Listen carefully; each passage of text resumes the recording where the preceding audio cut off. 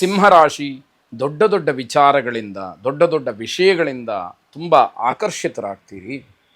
ಆ ವಿಷಯಗಳನ್ನು ನೀವೂ ಕೂಡ ಅಳವಡಿಸ್ಕೊಳ್ಳೋದಕ್ಕೆ ಪ್ರಯತ್ನವನ್ನು ಮಾಡ್ತೀರಿ ಅಂತಕ್ಕಂಥದ್ದು. ಆರೋಗ್ಯ ಸಮಸ್ಯೆ ದೂರವಾಗ್ತಕ್ಕಂಥದ್ದು, ಸಣ್ಣ ಪುಟ್ಟದಾದಂತಹ ಕೆಲವು ಸಮಸ್ಯೆಗಳಿಂದ ನೀವು ಬಳಲ್ತಾ ಇದ್ದರೆ ಅದೂ ಕೂಡ ನಿಮಗೆ ದೂರವಾಗಿ ಉತ್ತಮವಾದಂತಹ ಫಲ ಸಿಕ್ಕುವಂಥದ್ದಾಗುತ್ತೆ. ನಿಮ್ಮ ಕೈ ಕೆಳಗೆ ಕೆಲಸವನ್ನು ನಿರ್ವಹಣೆ ಮಾಡ್ತಕ್ಕಂಥವರು ನಿಮ್ಮಿಂದ ಬಹಳ ಸಂತೋಷವಾಗಿರುತ್ತಾರೆ. ನೀವು ಅವರನ್ನು ಚೆನ್ನಾಗಿ ನೋಡ್ಕೊಳ್ತೀರಿ, ಅವರ ಮನಸ್ಸನ್ನು ಗೆಲ್ತೀರಿ, ಅವರಿಗೆ ನೋವಾಗದೇ ಇರೋ ಹಾಗೆ ನಡ್ಕೊಳ್ತೀರಿ, ಮಾರ್ಗದರ್ಶನವನ್ನು ಸರಿಯಾಗಿ ಮಾಡ್ತೀರಿ ಅನ್ನುವಂಥದ್ದು ಅವರ ಮನಸ್ಸಿಗೆ ಬಂದಿರುತ್ತೆ ಅಂತ ಅರ್ಥ. ನಿಮ್ಮ ತೊಂದರೆಗಳೆಲ್ಲವೂ ಕೂಡ ದೂರವಾಗುತ್ತೆ. ಹೊಸದಾದಂತಹ ಜೀವನ ಅಂತ ಹೇಳಬೇಕು, ಆ ರೀತಿಯಲ್ಲಿರುತ್ತೆ. ಮನೆಗೆ ಅತಿಥಿಗಳು ಬರ್ತಾರೆ, ಅದೂ ಕೂಡ ನಿಮಗೆ ಸಂತೋಷವಾಗುತ್ತೆ.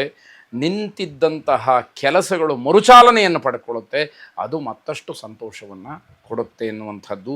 ಶ್ರೀರಾಮನ ಪ್ರಾರ್ಥನೆಯನ್ನು, ಶ್ರೀರಾಮನ ಸೇವೆಯನ್ನು ಮಾಡಿ. ಶುಭವಾಗಿ. ಕನ್ಯಾ ರಾಶಿ ನಿರಾಶಾದಾಯಕವಾದಂತಹ ದಿವಸ. ಯಾವುದೇ ರೀತಿಯ ಆಶೋತ್ತರಗಳನ್ನು, ಭರವಸೆಗಳನ್ನು, ನಿರೀಕ್ಷೆಗಳನ್ನು ಇಟ್ಕೊಳ್ಳೋದಕ್ಕೆ ಯೋಗ್ಯವಲ್ಲದೇ ಇರತಕ್ಕಂತಹ ದಿವಸವಾಗಿರುತ್ತೆ. ಆರೋಗ್ಯದ ಸಮಸ್ಯೆ, ಆಲಸ್ಯ ಇವೆಲ್ಲ ನಿಮ್ಮನ್ನು ಹೆಚ್ಚಾಗಿ ಕಾಡ್ತಕ್ಕಂಥದ್ದಾಗುತ್ತೆ. ಮನೆಯಲ್ಲಿ ಕೂತ್ಕೊಂಡು ಕೆಲಸ ಮಾಡ್ತಕ್ಕಂಥವ್ರಿಗೆ ಬೇರೆ ಬೇರೆ ಆಲೋಚನೆಗಳು ನಕಾರಾತ್ಮಕವಾಗಿ ಬರುತ್ತೆ. ಇದರಿಂದ ಜೀವನವೂ ಹಾಳು, ನಿಮ್ಮ ಮನೆಯ ವಾತಾವರಣವೂ ಕೂಡ ಹಾಳಾಗುವಂಥದ್ದಾಗುತ್ತೆ. ಅದರಿಂದ ಒತ್ತಡಗಳು ಹೆಚ್ಚಾಗ್ತಾ ಹೋಗುತ್ತೆ, ಮಾನಸಿಕವಾಗಿ ತೊಂದರೆಯಾಗುತ್ತೆ. ಯಾವಾಗ ಮನಸ್ಸು ಕೆಡುತ್ತೋ ಆ ಮನಸ್ಸಿನಿಂದ ದೇಹಕ್ಕೆ, ದೇಹದಿಂದ ಇಡೀ ಕುಟುಂಬದ ಎಲ್ಲ ಸದಸ್ಯರಿಗೆ ತೊಂದರೆಯಾಗ್ತಕ್ಕಂಥದ್ದು, ಆತಂಕ ಉಂಟಾಗ್ತಕ್ಕಂತಹದ್ದು, ಭಯ ಬರುವಂಥದ್ದು ಆಗುತ್ತೆ ಅಂತ ಅರ್ಥ. ಮೃತ್ಯುಂಜಯನ ಪ್ರಾರ್ಥನೆಯನ್ನು ಮಾಡಿ. ಆ ಮೃತ್ಯುನಾಮಕ ಪರಮೇಶ್ವರ ನಿಮ್ಮೆಲ್ಲ ಕಂಟಕಗಳನ್ನು ದೂರ ಮಾಡಲಿ. ಶುಭವಾಗಿ. ತುಲಾರಾಶಿ ಹೊಸ ಕೆಲಸಗಳನ್ನು ಆರಂಭ ಮಾಡೋದಕ್ಕೆ ಬಹಳ ಉತ್ತಮವಾದಂತಹ ದಿವಸ. ಹಾಗಂತ ಮಾಡಿದಂತಹ ಕೆಲಸಗಳು ನಿಮಗೆ ಲಾಭವನ್ನು ತಂದುಕೊಡುತ್ತೆ, ಕೀರ್ತಿಯನ್ನು ತಂದುಕೊಡುತ್ತೆ ಅನ್ನುವಂಥದ್ದು ಮುಖ್ಯವಾಗುತ್ತೆ. ವಿದ್ಯಾರ್ಥಿಗಳಿಗೆ ಸ್ಥಳ ಬದಲಾವಣೆಯ ಸೂಚನೆ ಇದೆ. ಯಾವುದೋ ನೀವು ಓದ್ತಾ ಇರತಕ್ಕಂತಹ ಶಾಲೆಯನ್ನು, ಸಂಸ್ಥೆಯನ್ನು ಬದಲಾಯಿಸಬಹುದು, ಬೇರೆ ಕಡೆಗೆ ನೀವು ಹೋಗಬಹುದು ಅನ್ನುವಂಥದ್ದು ಅಲ್ಲಿ ಗೊತ್ತಾಗುತ್ತೆ. ಮಧ್ಯಾಹ್ನದ ವೇಳೆಗೆ ಸಿಹಿ ಸುದ್ದಿಯನ್ನು ಕೇಳ್ತೀರಿ, ತುಂಬ ಸಂತೋಷವಾಗ್ತಕ್ಕಂಥದ್ದು, ಸಮಾಧಾನ ಮನಸ್ಸಿಗೆ ಸಿಕ್ಕುವಂಥದ್ದಾಗತ್ತೆ. ಕಠಿಣ ಪರಿಶ್ರಮದಿಂದ ನೀವು ಯಾವುದೇ ಕೆಲಸವನ್ನು ಮಾಡಿದರೆ, ಮನಸ್ಸನ್ನು ಮಾಡಿದರೆ ನಿಮಗೆ ಎಲ್ಲ ರೀತಿಯಿಂದಲೂ ಕೂಡ ಅನುಕೂಲ ಆಗತಕ್ಕಂತಹ ಸೂಚನೆ ಹೆಚ್ಚಾಗಿ ಕಾಣ್ತಾ ಇದೆ. ಪಾಲುದಾರರು ತಮ್ಮ ಕಷ್ಟದಿಂದ ಹೊರಬರ್ತೀರಿ. ಪಾರ್ಟ್ನರ್ಶಿಪ್ಪಲ್ಲಿ ಏನಾದರೂ ವ್ಯವಹಾರಗಳನ್ನು ಮಾಡ್ತಾ ಇದ್ದು ಕಷ್ಟವನ್ನು ಅನುಭವಿಸ್ತಾ ಇದ್ದರೆ ಆ ಕಷ್ಟದಿಂದ ಹೊರಬರೋದಕ್ಕೆ ಉತ್ತಮವಾದಂತಹ ಸಮಯ.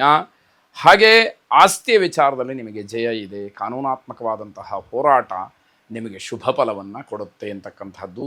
ದೇವಿಯನ್ನು ವಿಶೇಷವಾಗಿ ಪ್ರಾರ್ಥನೆ ಮಾಡಿ. ಶುಭವಾಗಿ.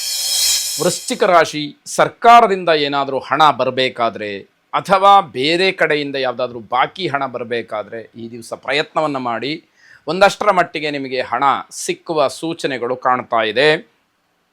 ಕೋರ್ಟ್ ಕೇಸುಗಳಿರ್ತಕ್ಕಂಥವ್ರು, ಕಾನೂನಾತ್ಮಕವಾಗಿ ಹೋರಾಟವನ್ನು ಮಾಡ್ತಾ ಇರ್ತಕ್ಕಂಥವ್ರಿಗೆ ಉತ್ತಮವಾದಂತಹ ಫಲ, ಶುಭ ಫಲವನ್ನು ನಿರೀಕ್ಷೆ ಮಾಡೋದಕ್ಕೆ ಅನುಕೂಲಕರವಾಗಿದೆ.